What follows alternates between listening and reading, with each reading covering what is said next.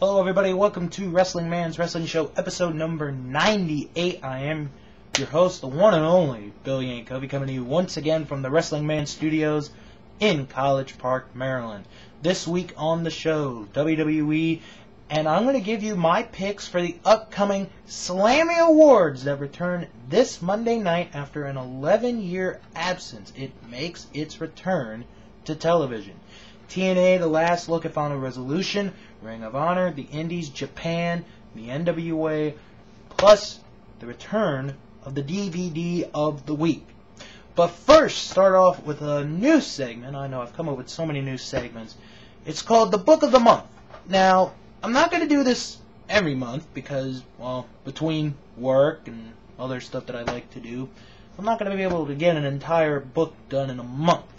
So, you know, all this has to be, as far as being the book of the month, it just has to be a good book. It has to be a great read that I like and a lot of other people like. And I think for the month of December, everybody is going to agree with the book that I have selected for this month. And it is A Lion's Tale Around the World in Spandex, the Chris Jericho autobiography. Now, if you have not read this, I don't care if you don't have a lot of money. I recommend you get this book today. This is such... This is such a fun book. It's a funny book. Chris Jericho tells fantastic stories in here about his upbringing, how he got into wrestling, some events that have happened in his life, both good and bad. And I'm going to pick a passage from this book. This is page 197 in the book, and I'm going to read a little bit of this to you. He had been getting on my nerves from the first day he stayed with us, and when I told him that I would take care of the dishes from then on, he got really pissed and insisted he would do them. The debate escalated until it finally boiled over.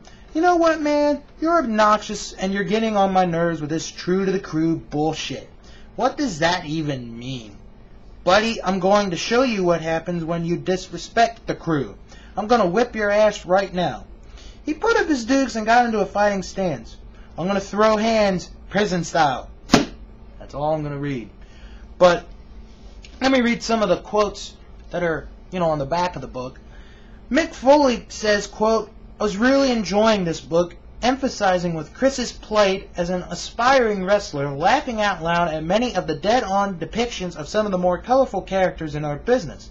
Suddenly, all that enjoyment stopped as a wave of momentary panic crashed right into my literary ego. Oh no, I thought, what if this book is better than mine? Bret Hart said, quote, I thoroughly enjoyed A Lion's Tale. What I liked best was how Chris Jericho's charm rings through on every page. The book is a funny, fast-paced romp that is as honest as any book written by anybody else in the know. Janet Ivanovich, #1 best-selling author, said, quote, a coming-of-age, follow-your-dreams story that is both fun and inspiring. It's a great read. Lance Storm said, quote, I can honestly say this is one of the best, if not the best wrestling books I've ever read. And Jim Ross says, quote, this may be the first ever autobiographical action-adventure how to achieve success book ever written. Dreams do come true. Happy endings still exist. This book proves it. This is a must-have for any wrestling fan. If you are a fan of reading, if you are a fan of wrestling, if you are a wrestling fan who likes to read, or if you're just a reading fan who has wrestling friends, get this book. This is maybe the best autobiographical wrestling book that has ever come out. And I've read Have a Nice Day. That was a hell of a book.